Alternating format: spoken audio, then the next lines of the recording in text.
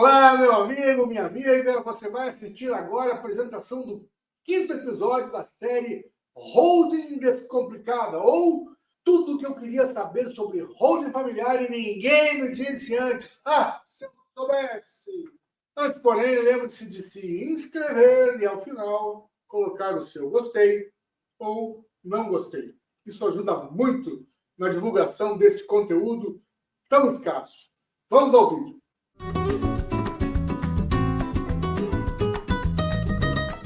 Holding no Brasil, de estratégia empresarial a ferramenta familiar. Na semana passada, nós vimos como o Brasil demorou tanto a aceitar a holding como um instrumento legítimo, em parte por herança cultural, em parte por desconfiança institucional. Mais uma vez superada essa barreira, a pergunta deixou de ser isso pode? E passou a ser como fazer? Quando foi que a holding passou a ser usada como ferramenta familiar no Brasil? Essa pergunta é mais importante do que parece, porque marca a virada de chave entre os dois mundos, o mundo empresarial e o mundo familiar. Este artigo examina quando e por que a holding deixou de ser apenas uma estratégia empresarial e passou a ocupar um novo papel, o de ferramenta de planejamento patrimonial familiar. Em 76, durante o governo do presidente Geisel, foi sancionada a Lei das Sociedades por Ações. O objetivo era modernizar o mercado de capitais, atrair investimentos e organizar grandes grupos econômicos. Já no seu artigo 2º, parágrafo 3º, a nova lei autoriza expressamente que uma companhia tenha por objeto a participação em outras sociedades. Ou seja, legitimava de forma direta a constituição de sociedades controladoras, chamadas holdings. A holding, nesse ambiente, era uma sociedade anônima criada para controlar outras sociedades, voltada à governança e à centralização administrativa. Assim, a lei reconhecia como atividade empresária algo que, na prática, não envolvia nem a produção, nem a circulação de bens e serviços.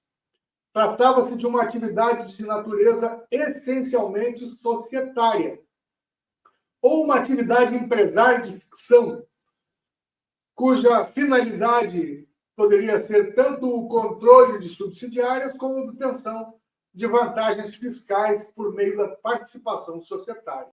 Agora, diferente de qualquer outra atividade empresária, essa não pode ser exercida informalmente.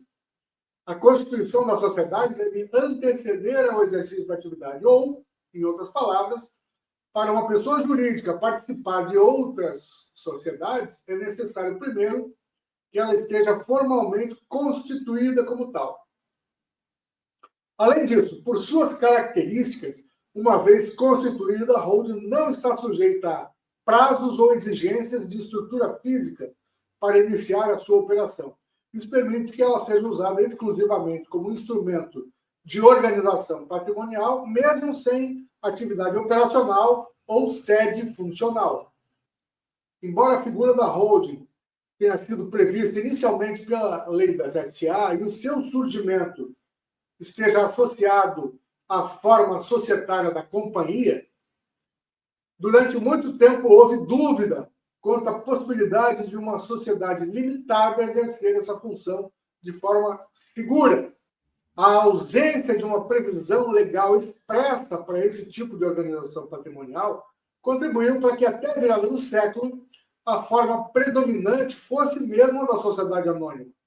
Esse cenário começou a mudar com a promulgação da Constituição de 88, que, em seu artigo 5º, fortalece o direito à propriedade, inciso 22, e o direito à herança, no inciso 30, além de delegar aos estados a competência para instituir o TCMD, artigo 155, inciso 1º.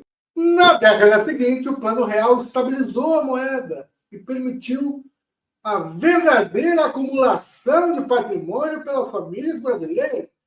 Esse novo ambiente econômico e jurídico tornou possível pensar em planejamento patrimonial a longo prazo. E aí vem a virada do Código Civil de 2002. Os efeitos da lei do divórcio, lá de 77, começaram a se fazer sentir com mais força na virada do milênio, ao permitir a dissolução formal do casamento e legitimar novas configurações familiares, ela contribuiu para a multiplicação de famílias reconstituídas, plurais e muitas vezes desiguais do ponto de vista patrimonial e sucessório. Essa transformação familiar preparou terreno para a reforma que viria a seguir.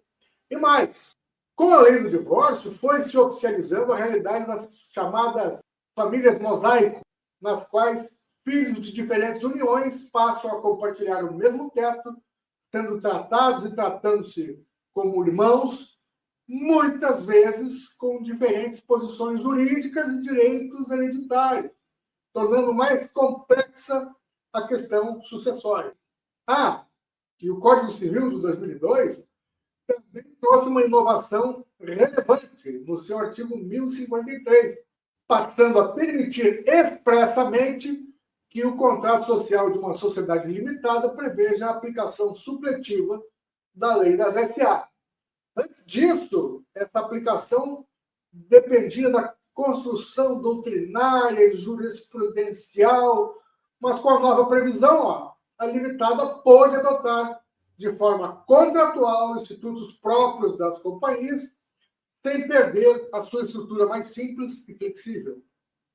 Não é legal isso? Embora a holding familiar não tenha surgido como resposta ao divórcio em si, os seus efeitos contribuíram para a sua adoção, pois ao legitimar as novas estruturas conjugais, a lei do divórcio ampliou a complexidade das relações familiares, sobretudo nas famílias reconstituídas.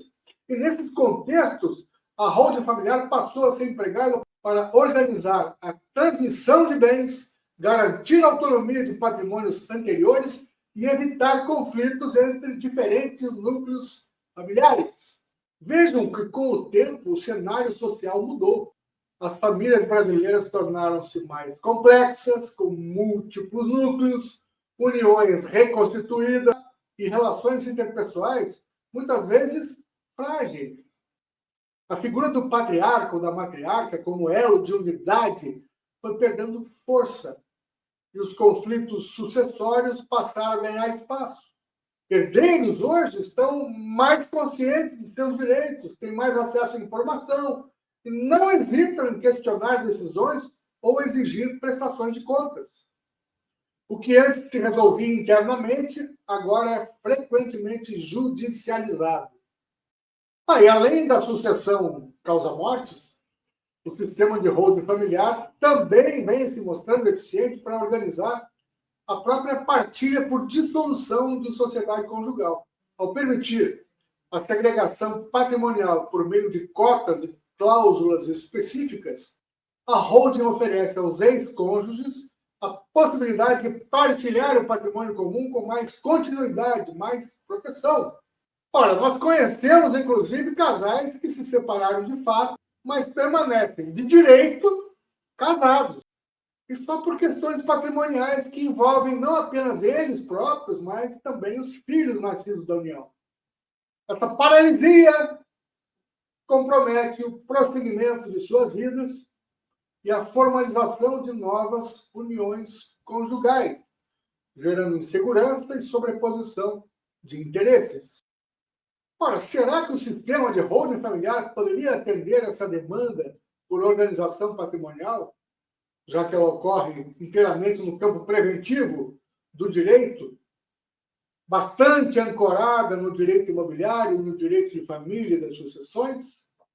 O nosso entendimento é que sim, e com a vantagem adicional de não se depender de decisões judiciais, pois esses sistemas são construídos e empregados, em regra, fora do judiciário, por meio de atos extrajudiciais, como a constituição das sociedades, a integralização do capital social com bens das pessoas físicas, e a pactuação de cláusulas sucessórias e restritivas, seja no contrato social, seja no acordo de sócios.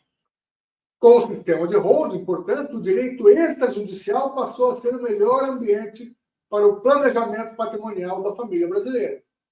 Sim, eu concordo com você que os sistemas de holding familiar não são a solução para todas as famílias, mas com processos de inventário longos, complexos e custosos, sem falar na reforma tributária logo aí adiante, preocupando até mesmo famílias com patrimônio mais modesto, mais e mais famílias vêm recorrendo à holding familiar como solução. Ora, então, o que antes era restrito a poucas famílias assessoradas por grandes escritórios, virou tema de palestras, cursos e rodas de conversa entre irmãos. A holding familiar saiu dos bastidores das grandes empresas e passou a ocupar o centro das decisões familiares. E essa transformação se deve a uma combinação de fatores: a democratização do conhecimento jurídico e tributário, a profissionalização dos cartórios e o avanço do direito extrajudicial, a percepção de que não planejar custa mais caro, seja em tributos, seja em conflitos. Esses fatores explicam por que a holding familiar passou a representar mais do que economia tributária. Passou a representar organização, continuidade e paz. E a gente se pergunta, né? Poxa, se hoje a holding familiar se tornou sinônimo de planejamento patrimonial, o que ela será amanhã? Né? Na próxima semana, vamos entender como a holding familiar passou a permitir que a sucessão deixasse de ser um evento que convive com o luto e passasse a ser uma decisão em vida. Gostou desse vídeo? Compartilhe com seus amigos, porque afinal, isso não se aprende na escola.